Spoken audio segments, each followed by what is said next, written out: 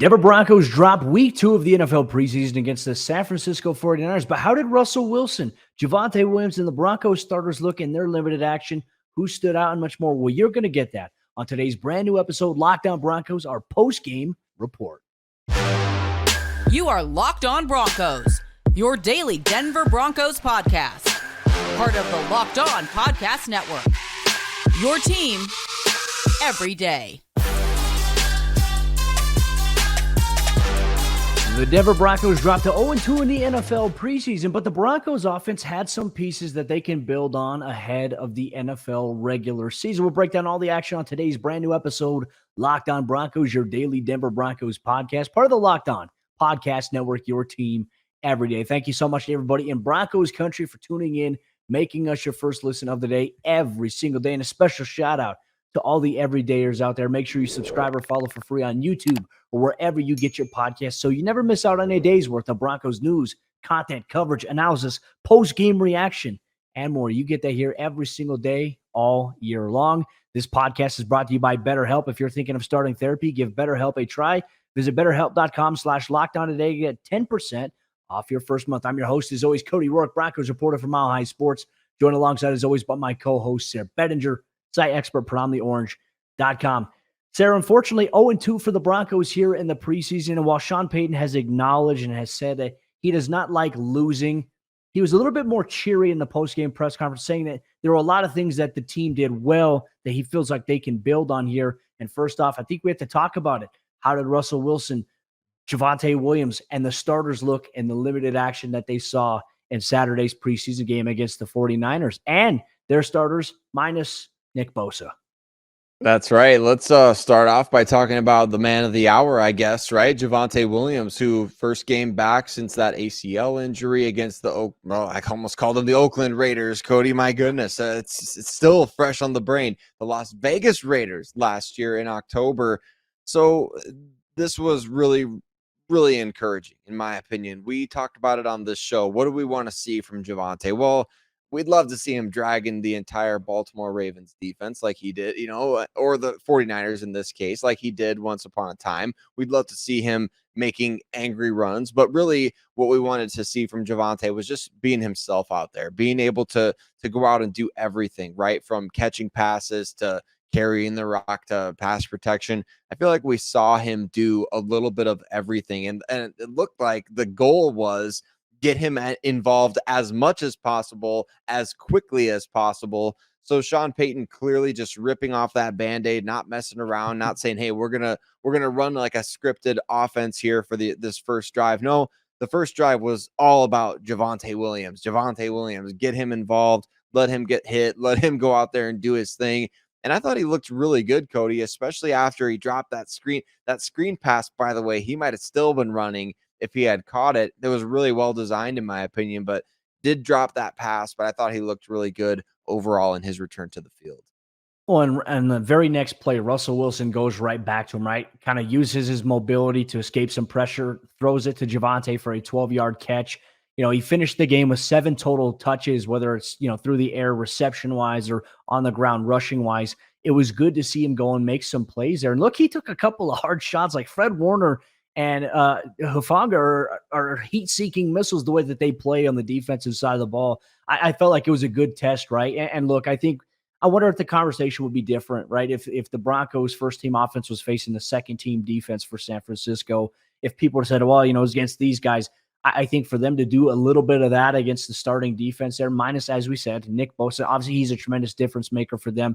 I felt like I came away thoroughly impressed. It was a 13-play drive, took over 5.5 minutes off the clock there. Unfortunately, didn't end in a touchdown, but it ended in the Broncos kicking a 48-yard field goal, Brett Maher coming in clutch. And I thought, to be honest with you, we saw some really nice play designs. Russell Wilson using his legs, his mobility on out of structure plays, but also on some design runs. Unfortunately, what was it? He finished, I think, with 3 total carries for 25 yards.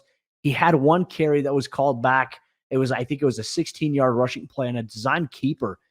Unfortunately, got called back due to holding, which Broncos had too many penalties, and a majority of them came from the wide receiver position in Saturday's loss here. But for the most part, I thought Russell Wilson looked good from a passing standpoint. I thought he looked good from a mobility and a rushing standpoint. I thought the offensive line gave him better protection in the small sample size that we saw because, hey, Russ had the 13 plays. Sean Payton yanked him after that and said, you know what, we've seen enough there. What were your thoughts on that? Did you want to see him play a little bit more? Or did you feel like he was, from what you saw, okay, that was good enough? Because for me, I feel like that was good enough for what we saw from Russ and the offense here in that first series. I mean, I was kind of excited about it, to be honest with you, Cody, because it validates what we've been talking about on this show, which is what you've been seeing out at practices, that Russell Wilson has been having a really good training camp these last couple of weeks. And I think what happens in practice is so much more important to this coaching staff than, or any coaching staff across the league, right? I mean, of course, you want to see guys play well in game situations, but you put a lot of stock into the way they execute stuff during practice as well. So for Russ, you got a good couple weeks of practice in. You've really been kind of stacking days on top of each other. You go out, and what did we talk about on this show, Cody? Before the game, we said we want to see the offense do much better than they did to open against the Cardinals, right? When they went 3-and-out and then they kind of struggled. I feel like the offense put together a pretty nice drive, despite the fact that they were trying to get the ball to a specific guy, especially early on. So I think Russell coming out after that first drive, I was surprised by it, but not upset by any means, because of course you want these guys to stay healthy. He was using his legs a lot on that drive, and I love to see that. He's got that confidence back, Cody. I mean, Russ, and we can't sit here and say Russ is cooking yet because it's not regular season and those types of things, but it's the Russ that we know, right? The Russ that can, hey, he drops back, a straight drop back, and he takes a look at his first or second receiver, and then he just takes off, man. And he did that with such confidence, and he didn't do it in terms of like, man, I don't feel like I can fire. Like, he just was so confident stepping up and beating the defenders with his speed now that, man, you love to see it. So it just validates, I think, everything that's been reported by you and others out of training camp, the confidence that Sean Payton has conveyed in various press conferences and interviews in Russell Wilson. It's not misplaced. I think we saw that in this game by the fact that he was taken out after one drive. Well, and he looked fast. Like, he looked faster than he did last year, which is a good sign. And I would say overall for like Broncos country, the vibes I got and the responses I got, they said, you know what, the Broncos first team offense, even though they had 13 plays there, it looked competent, right? Which is, I think, a step in the right direction in comparison to last year. Now, quickly, let's highlight the Broncos starting defense. Jonathan Cooper got the start for Frank Clark here, opposite of Randy Gregory in this game. Obviously, Patrick Surtain, the guys played, no Justin Simmons. So it was Caden Stearns and Kareem Jackson getting the start at the safety position here for Denver. The defense, first drive, not great, right? Not a great start, Bob, because some big chunk plays, explosive plays there. Deebo Samuel getting involved. Brandon Ayuk catching a play. Brock Purdy was slinging it. He looked pretty good. San Francisco got a nice little player there. But obviously the Broncos defense, they got challenged all the way to the 1 yard line. Jonathan Cooper comes up big with a sack on Brock Purdy, backs them up a little bit. Defense holds the ground, forces San Francisco to settle for a field goal. You love to see that there. Really a bend but don't break approach here. And I wanted to highlight something here by saying, because on that drive, trust me, I'm a defensive guy. I was getting frustrated too. I was like, God, that's just too many yardage allowed there. The defense, what we saw scheme-wise, and I'll tell you this from what I've observed in practice, what we saw in the preseason, once again, they're playing vanilla. They're playing too far off. They're playing a lot of cushion here in the preseason. I don't think they want to show a lot of their defensive scheme looks that they're going to bring out, because the Raiders are obviously now starting to watch a lot more tape on them. They're going to watch this game, and they're going to try to keep an eye on maybe what Denver's doing to maybe get a little bit of an early advantage in game prep on them, because that game's coming up here in about 3 weeks. So some vanilla stuff there. I did like some of the pressure stunts that we did see from Vance Joseph a little bit later that led to Randy Gregory coming up with a sack. And once again, just a great play by Jonathan Cooper and the defense here. Once again, Cooper forced Sam Darnold right into Randy Gregory. I thought that the overall starting defense played pretty solid, minus giving up some of those chunk plays. They adjusted on the second series. And obviously, we'll talk about some players who stood out as well when we get a little bit deeper in today's post-game report. Unfortunately, the Broncos dropped to 0-2 in the preseason, losing on a last-second field goal after the third-string defense gave up too many big plays late in the fourth quarter. But Broncos country, who are some players that stood out on offense in this game in particular? Well, Sayre, Bedinger, myself, we're going to highlight that on today's episode, Locked On Broncos, our post-game report. This show is sponsored by BetterHelp. And sometimes in life, we're faced with tough choices, and the path forward isn't always clear. Whether you're dealing with decisions around career, relationships, or anything else, Therapy helps you stay connected to what you really want while you navigate life, so you can move forward with confidence and excitement. Trusting yourself to make decisions that align with your values is like anything. The more you practice it, the easier it gets. I've used BetterHelp in the past previously, and I benefited from it because I was able to match with a therapist that I vibe really well with from the onset. But if you don't vibe with the therapist you get matched to, you can change therapists at any time at no cost to you. If you're thinking of starting therapy, give BetterHelp a try. It's entirely online, and it's designed to be convenient, flexible, and suited to your schedule based on when you need it. Just fill out a brief questionnaire to get matched with the licensed therapist and switch therapists anytime for no additional charge if the vibes don't mesh well. Let therapy be your map with BetterHelp. Visit BetterHelp.com/lockedon today to get 10% off your first month. That's BetterHelp, HELP.com/lockedon. Who stood out in this game for the Denver Broncos offensively? We're going to talk about maybe the undrafted steal of the year for the Denver Broncos, really showing out and maybe solidifying his role on this team. But before we do, got to say a huge shout out, mile high salute to every single one of you everyday listeners of Locked On Broncos. You know you can find us wherever and however you listen to podcasts, free and available on all platforms, as well as you can watch us on YouTube. Cody and I love getting to do post game with you on YouTube. Love seeing all the comments roll in and your reactions to the game. So you, the listener of the show, the viewers of the show, you participate in the show along with us, and we love getting to do that with you and just sharing in this experience, right? The Broncos in the preseason, it's so exciting. Every player on the roster, 1 through 90, evaluating performance, talking about guys who are surprising, maybe some guys who, aren't showing so well, right? And we need them to step up. But look, every single angle of this team we're going to cover on the show, and we can't thank you enough for participating in that with us. So huge shout out to every single one of you. And Cody, we got to talk about, I said Javonte Williams is the man of the hour before, but maybe I said it, and maybe I spoke a little too quickly. It may be Jaleel McLaughlin, right? The rookie free agent who has come out and just absolutely done a tremendous job in training camp. The 2 preseason games, I mean, Jaleel has been outstanding. What was your takeaway from him for this game? I mean, I know as a Broncos country is very excited about this guy. What did you see from him? Was it more of the same of what you've been seeing in practice?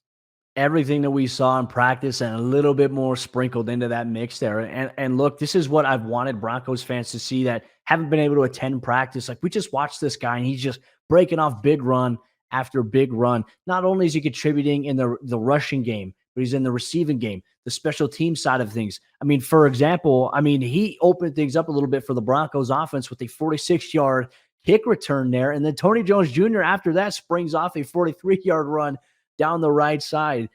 You look at Jaleel and look, obviously I think Tony Jones Jr. had a great run there, but right after that, you could just tell Tony Jones Jr. doesn't have the explosiveness that Jaleel McLaughlin does. I mean, what was it? The Broncos had a penalty that backed them up. I think it was 1st and 20 in their own kind of shadow of their own goal line a little bit. Jaleel has like a 16-yard run on 1st and 20. And it's like, okay, hey, this guy can run. I mean, he's shifty, and he finished the game overall, I think 7 carries on the ground for 45 yards, a rushing touchdown there.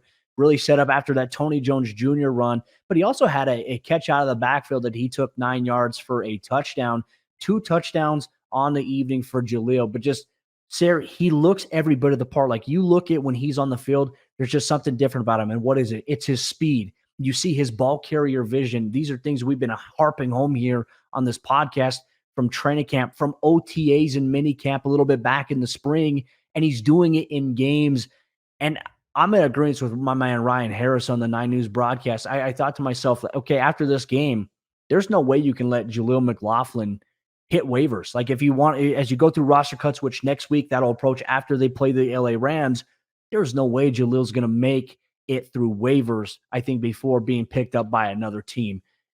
I think at this point, I mean, not to say that it's a guarantee, but I feel like he has to be a roster lock at this point. And look, not only did he have a good game in terms of the rushing department, I thought Samaje Perine, he had 3 carries, finished the game with 22 yards, also had a good showing in the rushing department. I think between Javonte, Samaje Perine, and a change of pace guy like Jaleel McLaughlin, Denver's got some weapons at the running back position here, Sayre, that really excite me and should excite Broncos country as well. They should, and these guys can do a lot of different things for you, as we're seeing, right? Javonte, his catch early in the game on the outside, I thought it was a wide receiver. I was like, oh, was that 83? Was that Marvin Mims' first catch? No, it was 33. He looked like a wide receiver out there. And Samaje Perine, we know he can catch passes, he can pass protect, he can do all these things. And Jaleel McLaughlin, like you said, Cody, contributing as a kick returner, a receiver, a runner. He really did everything. And I think with everything that Sean Payton has said this offseason about, the story that he's told a couple times now about Pierre Thomas and discovering him, like, I think Sean Payton takes a great deal of pride in finding guys like this. And really, it's a testament to the coaching staff. It's a testament to the scouting department. It's a testament to the Broncos for getting this guy and pitching him on coming in. It's just he's going to play a role, man. I really feel it. I feel like he is. He's going to play a significant role for this team. And what does that mean for Tyler Beatty, who had kind of been early on the odds-on favorite to be running back 3, right? Well, he didn't play in this game, obviously, with an injury. I don't know exactly what that means for him. He could come out, Cody, in this third preseason game and go off for 100-plus yards rushing, and we're all like, okay, well, what now? Do they keep 4 running backs? So I think for now, Jaleel McLaughlin has done enough, like you said, that the Broncos, if they try to sneak him through waivers, I mean, if nothing else, the Good luck. 49ers would be dumb to pass on him, right? After what he just did to the 49ers. Him and So Christian McCaffrey, oh my. can you imagine? My goodness, man. So I don't see any way you sneak him through. I think the bigger conversation is what number is he going to change to? Because I think 38, that's kind of what he was somebody just threw him a 38 jersey, didn't even have the right name on it. Now, what number is he going to get now that he's, going to be out there? I think 23 could be nice right there. So he wasn't the only standout on offense, though, Cody. I mean, he was the biggest standout, in my opinion. But you mentioned Tony Jones' run, although I thought, man, I was like, dang, Jaleel McLaughlin probably would have taken that one to the house. Tony was running with he didn't have quite the giddy up in his step, but still a good run. Who else do you think stood out, though, in this game offensively for the Broncos? The backs, very good. Anybody else? Yeah, before we get to this next player, I do want to say that the Broncos' first team offense, before they came out, they had 66 yards on the ground to start through a quarter and a half, and even Michael Burton getting involved on 2 carries, 7 yards. I love fullback handoffs, and he has a good cut back inside, moving the chains for a first down here. Love to see that. We talk about maybe some other guys. Jarrett Stidham had a much better game this week than he did last week. Some things here that we'll obviously talk about. I feel like we got to dive deeper into some of the things that concern us on tomorrow's episode of the show. I feel like we can't lose out on the momentum of talking about like, hey, these are the guys that stood out in the preseason. Wins and losses don't necessarily matter. Like the score doesn't matter, but the evaluation does. We'll highlight the good and we'll obviously highlight the concerns on tomorrow's episode of the show. Jalen Virgil, man, and one play in this game and the one play catch 50 yards downfield. Great move, great route by him. Suffers an injury on the play, and unfortunately, the refs don't stop the clock there because of it, and Denver goes to spike the ball. I felt like they still spiked it with 1 second left, and Sean Payton was in the officials' ears about it, but I thought Jalen Virgil, the guy we talked about as a player to watch, one catch, 50 yards downfield, tremendous play there, unfortunately carted off with an injury. Yeah, that was Cody. I hate to see that. Jalen Virgil is one of those guys that we've been talking about more and more this last week to 10 days as somebody who showed well in that first preseason game, been getting a bit more involved in training camp, getting involved with the first team offense. And then to see this happen, like, when are the Broncos going to catch a break at wide receiver, right? I mean, my goodness, Tim Patrick goes down and then Brandon Johnson steps up in his place. Brandon Johnson goes down, and I know he's only going to be out for a couple weeks, hopefully, but still suffers an injury, derails momentum. Jalen Virgil builds momentum, then carted to the locker room before halftime with a knee injury. Like, I mean, my goodness, it's just it's KJ Hamler obviously had to be waived injured after pectoral He may injury, be heart coming back condition. soon now. That's what I'm saying, Cody. I think we're gonna see that happen, and I think the Broncos desperately need it. They'll be scouring, in my opinion, the waiver wire for wide receiver help, and it's just because the bodies are falling all over the place, and it's terrible to see because Jalen Virgil, 50-yard catch and run right before the half, it was tremendous play. Just feel terrible for him and these other guys that are getting hurt. And unfortunately, that is one of the biggest storylines to come from this game. And it really muddies the water, in my opinion, at wide receiver for this team. And we'll dive deep into that because there are some current concerns that we have about wide receiver, about some other positions that we'll dive deep into in tomorrow's episode of Locked On Broncos. For all you everyday listeners, Monday show, that's exactly what you're going to get. We're going to talk about some defensive players, though, who stood out in Saturday's loss to the San Francisco 49ers. Broncos Country, you can expect that on today's episode, Locked On Broncos. This episode of the show is brought to you by our friends over there, FanDuel Sportsbook. Football season is about to kick off, and FanDuel is giving you the chance to win all season long. Because right now, when you bet on a Super Bowl winner, you can get bonus bets every time they win in the regular season. So some teams with some high prediction percentages in terms of wins, the Kansas City Chiefs, the San Francisco 49ers. If you bet on either of those teams to win the Super Bowl every time they win in the regular season, you get a bonus bet. You get a bonus bet. You get a bonus bet. Everybody gets bonus bets with FanDuel Sportsbook. Just pick any team to win the Super Bowl, and you'll get bonus bets for every victory. They also have things that you can use your bonus bets on, like spreads, player props, over-unders, and more. For the Broncos, their win total this year, according to FanDuel Sportsbook, is set at 8.5. You taking the over, or are you taking the under? Do you feel like they're going to make claim inside the AFC despite having the 12th best odds to win the AFC this upcoming year? Russell Wilson, Sean Payton now manning the helm. Could they turn things around? After the performance on Saturday, there's some things the Broncos offense can do that gives us belief they'll be better this upcoming season. So visit FanDuel.com/lockedon and start earning bonus bets with America's #1 sportsbook. That's FanDuel.com/lockedon. Check it out today.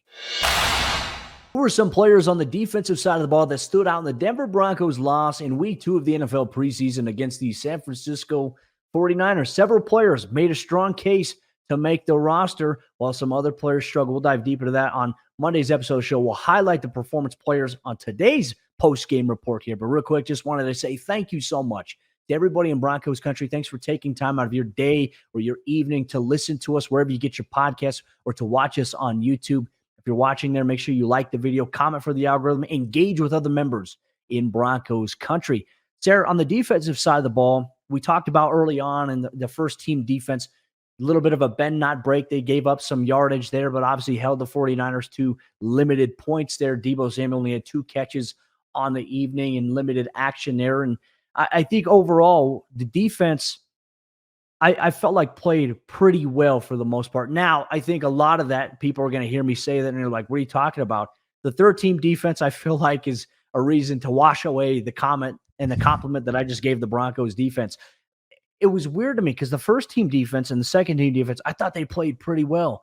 But when the third team defense came in, it just seemed like the pass rush wasn't getting home. The linebackers weren't good enough in space in terms of coverage. And guys in the secondary were playing far too off, giving too much cushion and not breaking on in routes, or the safeties weren't coming up, being in position there. Too many big plays allowed, unfortunately, led to the negative outcome of the Broncos losing their second preseason game. But for the most part, the first team defense, second team defense had guys that stood out. And I'd say, hey, first off, Sayre, let's talk about the pass rush. Let's talk about it. Jonathan Cooper, once again, I think as many times as we can talk about him, it's for the better. He started over Frank Clark, and I mean, some post-game comments from Frank Clark being asked, when's the last time you played into the fourth quarter of a preseason game? And he's like, I don't know. It's been a long time. And when asked why he played that late, he's like, you'll have to ask our coaches that question. So a little bit of friction there potentially with Frank Clark. I don't know what the situation is, Cody. Maybe you've seen something out at practice, but Jonathan Cooper got the start over him. And Clark was playing deep into the fourth quarter of this game. And I think that's why what you mentioned about the pass rush is particularly interesting, and not necessarily in a good way, because Randy Gregory and Frank Clark were playing deep into this game. And you expect those guys to be your 2 top guys at the position when they're not getting home as edge rushers. That's really concerning to me. And at that point in the game, even though, whatever the 49ers are doing to counteract your edge pressure, it's all relative, right? But at the same time, you expect those guys to be pretty much wrecking that level of offensive line play.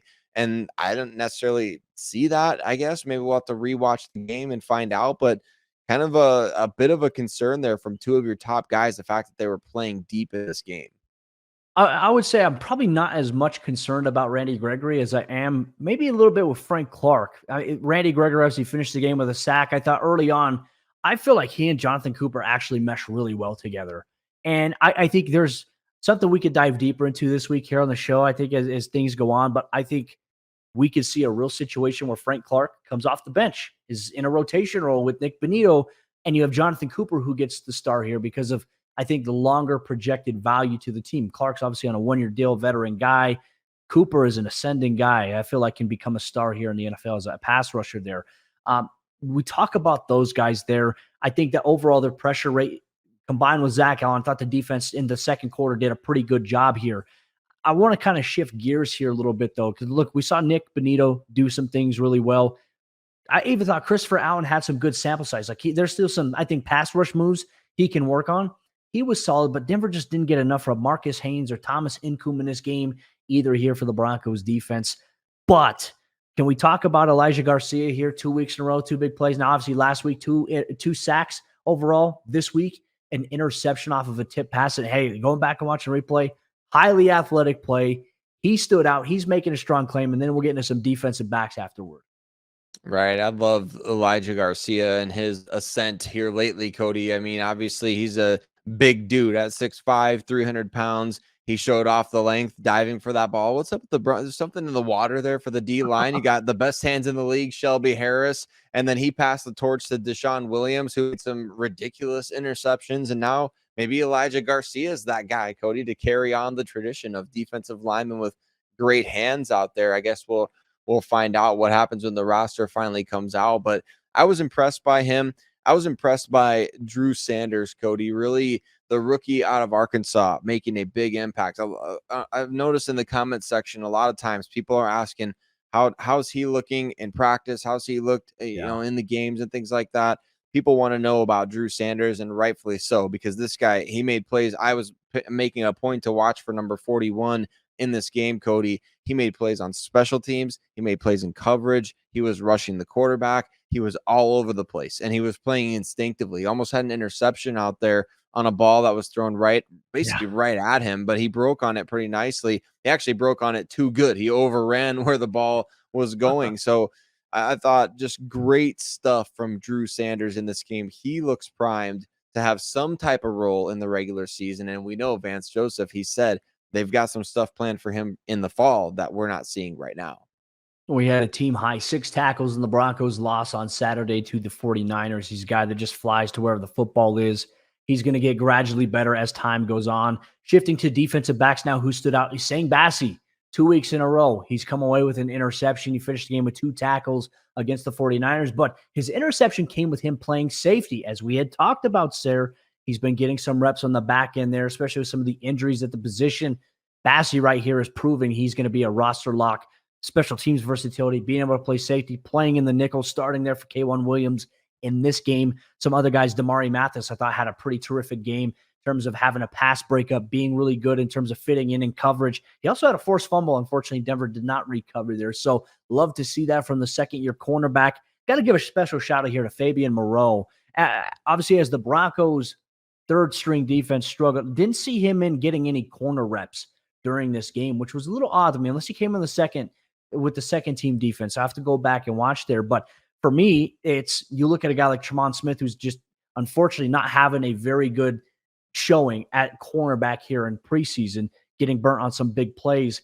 You look at Fabian Moreau going on special teams and making big plays, coming out and getting a fumble recovery that gave the Broncos a chance to have Jaleel McLaughlin rush it in for his second touchdown of the preseason. To me, that's what makes an NFL roster. That's what Sean Payton has said. When these guys go out there and make these types of plays, it makes it easier for us to make those decisions. Right now, Fabian Moreau is an under-the-radar guy, in my opinion, behind guys like Sayre Bassey, Jaquan McMillan, who I believe are already roster locks, but I think he could be that next guy to make the roster at cornerback. And if not, probably a practice squad guy that you can bring up as well that could clear waivers. Overall, look, Sean Payton said it after the game. Obviously, you don't like the loss, but he felt very pleased with the progress the team has made in several areas. He wanted to see it. Still some things to clean up, but Sayre, you know what? That's why we got to dive deeper into this subject matter on tomorrow's or Monday's episode of Locked On Broncos. Wherever you get your podcasts are available for free on YouTube. We're going to talk about our concerns with the wide receiver depth, players who aren't stepping up, players who are not playing well. We'll highlight some of the other issues, and you'll get that on tomorrow's brand new episode, Locked On Broncos. Thank you so much, Broncos Country, for rocking with us on our post-game report. We'll see you then.